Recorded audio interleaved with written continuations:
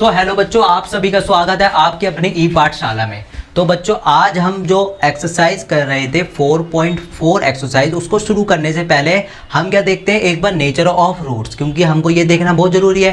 क्योंकि जो हमारी 4.4 एक्सरसाइज है क्लास 10th की, वो किसके ऊपर बेस है? नेचर ऑफ रूट्स के ऊपर। तो यानी हम क्या कर रहे थे, अभी तक क्वाड्रेटिक इक्वेशन कर रहे थे और हम क्या कर रहे थे, रूट्स फाइंड कर रहे थे।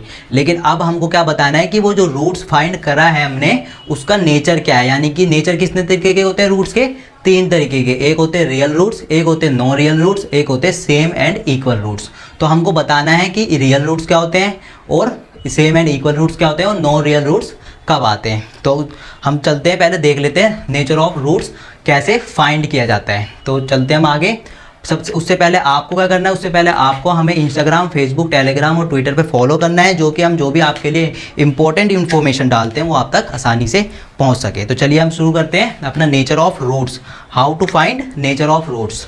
तो हमारे पास सबसे पहले रूट्स किस चीज़ के फाइंड करते हैं हम? एक क्वाड्रेटिक इक्वेशन के। तो क्वाड्रेटिक इक्वेशन हमारे पास क्या होती है? क्वाड्रेटिक इक्वेशन हमारे पास होती है ax का स्क्वायर प्लस में bx प्लस में c इक्वल टू 0। ये क्या होती है? हमारे पास एक क्वाड्रेटिक इक्वेशन होती है। और इसी के साथ हमने क्या देखा है? क्वाड्रेटिक फॉर्मूला भी देखा है। तो क्वाड्रेटिक फॉर्मूला क्या होता है हमारे पास? क्वाड्रेटिक फॉर्मूला क्या होता है हमारे पास? हम जो रूट्स फाइंड करते हैं वो किसकी हेल्प से करते हैं? With the help of quadratic formula. तो क्वाड्रेटिक फॉर्मूला क्या होता है हमारे पास? Minus B plus minus under root B का स्क्वायर माइनस 4ac अपॉन में 2a।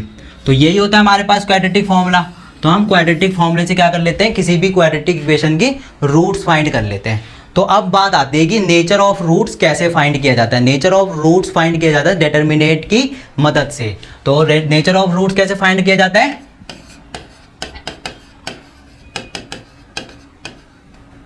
डिटर्मिनेंट की मदद से। डिटर्मिनेंट को किससे डिनोट किया जाता है? डी से। और इसका फॉर्मूला क्या होता है? बी का स्क्वायर माइनस 4ac। डिटर्मिनेंट का फॉर्मूला क्या होता है? बी का स्क्वायर माइनस 4ac। और ये बी का स्क्वायर माइनस 4ac कहाँ से आया है? क्वाड्रेटिक फॉर्मूले से ही। ये जो अंडर रूट के अंदर क्या है? बी का स्क्वायर माइनस 4ac, इसी से ही डिटर्मिनेंट आया है। इससे क्या फाइंड करते हैं हम? Nature of roots. तो नेचर ऑफ रूट्स कैसे फाइंड कर लेते हैं, इससे एक बार हम देख लेते हैं। तो हमारे पास सबसे पहले हमारे पास जो हमारे रूट्स निकलते हैं वो उनका नेचर कितनी तरीके का होता है? 3 तरीके का नेचर होता है। कौन सा नेचर होता है? एक तो उनका रियल नेचर होता है, रियल रूट्स फाइंड होते हैं, है ना। और एक कौन से होते हैं? Non real roots.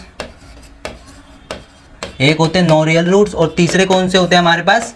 Same and equal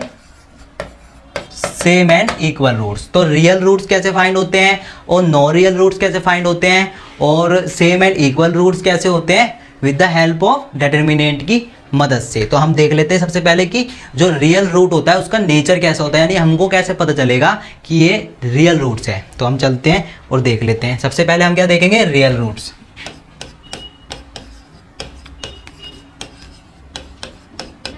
सबसे पहले आप देखेंगे हम रियल रूट्स। तो रियल रूट्स कैसे होते हैं? अब हमारे पास मान लो कि हमारे पास क्या है, एक क्वाड्रेटिक इक्वेशन है। ये है हमारे पास एक क्वाड्रेटिक इक्वेशन।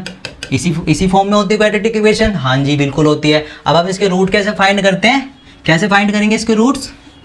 क्वाड्रेटिक फॉर्मूले से, plus minus under root B का स्क्वायर माइनस 4ac अपॉन में 2a। तो हम इससे क्या करेंगे? इस क्वाड्रेटिक इक्वेशन के रूट फाइंड करेंगे। तो कैसे रूट फाइंड करेंगे इसकी? एक बार तो जब हम x की वैल्यू निकालेंगे तो क्या आएगा? माइनस बी प्लस में, एक बार हम प्लस में लेते हैं, है ना। एक बार हम क्या लेते हैं? प्लस में लेते हैं। और एक बार हम क्या करते हैं? x की वैल्यू को माइनस में लेंगे। इसको b का स्क्वायर प्लस b का स्क्वायर माइनस 4ac अपॉन में 2a। ठीक है, 2a। तो एक बार क्या होगी, जब हम x की वैल्यू फाइंड करेंगे इस क्वाड्रेटिक इक्वेशन से, जब क्वाड्रेटिक फॉर्मूला लगाएंगे क्वाड्रेटिक इक्वेशन में, तो x की वैल्यू क्या आएगी? एक पॉजिटिव आएगी और नेगेटिव आएगी। तो हमको कैसे पता चलेगा कि ये रियल रूट है या नहीं? रियल रूट के लिए क्या प्रॉपर्टी होती है हमारी? डिटर्मिनेंट जो होता है हमारा, डिटर्मिनेंट क्या होता है हमारा? b का स्क्वायर माइनस 4ac। डिटर्मिनेंट की जो क्या फॉर्मूला होता है? बी का स्क्वायर माइनस 4ac। जो इसकी वैल्यू होती है ना, वो क्या होनी चाहिए? 0 से बड़ी होनी चाहिए।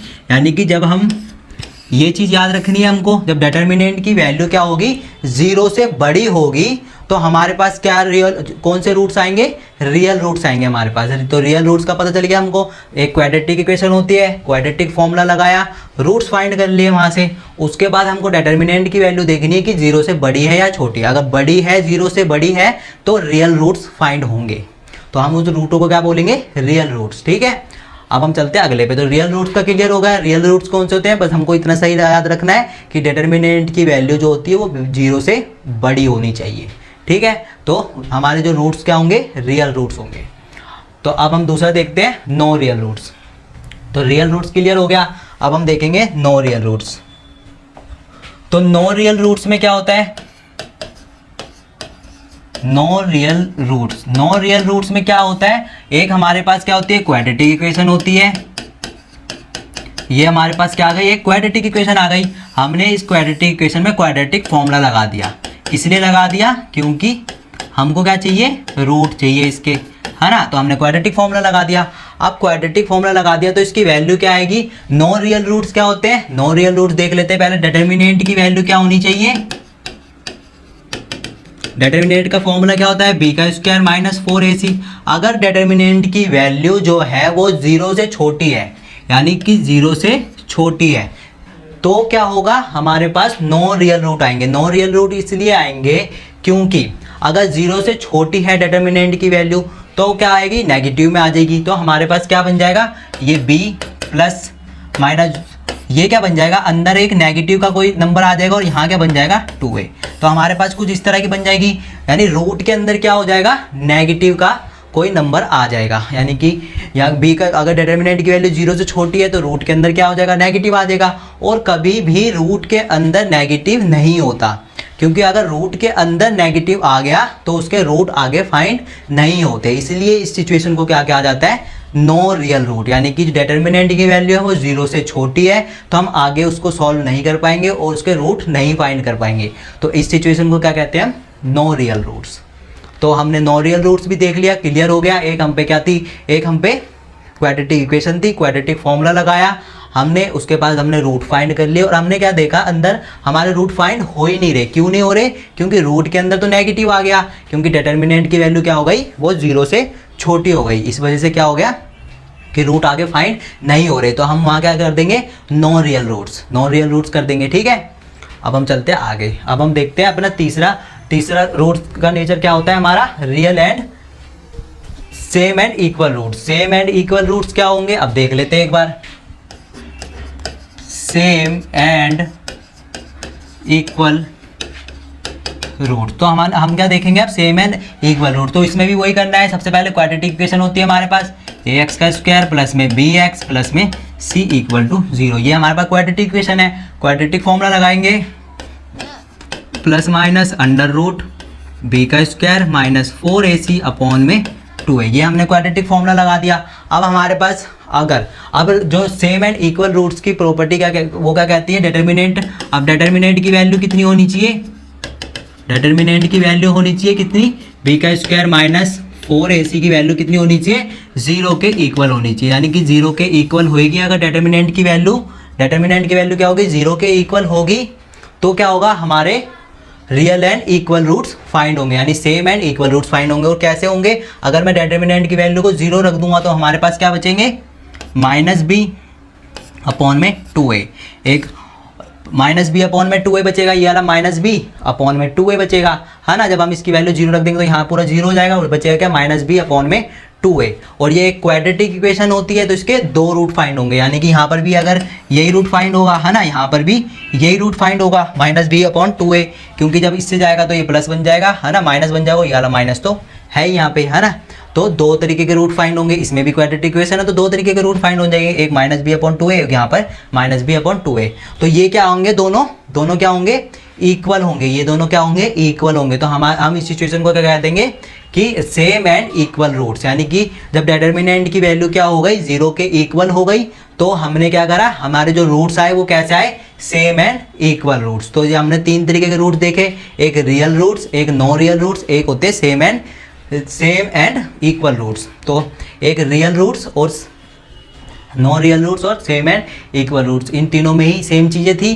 क्या थी, एक क्वाड्रेटिक इक्वेशन थी, क्वाड्रेटिक फॉर्मूले से रूट निकालने थे। अगर रूट निकलने बंद हो गए यानी क्या हो गया, जो हमारा स्क्वायर रूट था उसके अंदर नेगेटिव आ गया तो रूट निकलने बंद हो जाएंगे यानी कि नो रियल रूट्स। और अगर रूट्स निकल जाएंगे, है ना, अगर रूट्स निकल जाएंगे यानी कि जो डिटर्मिनेंट की वैल्यू होगी वो 0 से बड़ी होगी, तो क्या होगा, रूट्स निकल जाएंगे, तो हम उसको उस सिचुएशन में कहेंगे रियल रूट्स। और अगर जो डिटर्मिनेंट की वैल्यू होगी वो 0 के इक्वल होगी, है ना, तो भी रूट्स फाइंड हो जाएंगे। और रूट कैसे होंगे, एक जैसे हो जाएंगे, तो हम इसको सेम एंड इक्वल रूट्स कहेंगे। तो जो भी हमारी आगे की एक्सरसाइज है 4.4 की, वो पूरी बेस है इसके ऊपर, यानी हमको डिटर्मिनेंट की वैल्यू से ही बताना है कि जो रूट्स फाइंड हुए हैं ये रियल रूट्स हैं या नॉन रियल रूट्स हैं या सेम एंड इक्वल रूट्स हैं।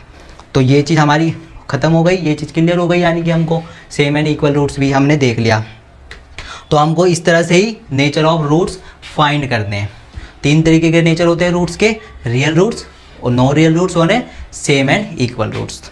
तो जो हमारा ये एक बेसिक कॉन्सेप्ट था हमारा ये नेचर ऑफ रूट्स फाइंड करने का, तो ये पार्ट होता है यहीं पे कंप्लीट। हम अगले पार्ट में करेंगे इसके ऊपर बेस, जो हमारी 4.4 एक्सरसाइज है वो हम इसके ऊपर बेस है वो हमारी पूरी, हम उसको अगले पार्ट में कंप्लीट करेंगे। तो जब तक के लिए जय हिंद, जय भारत।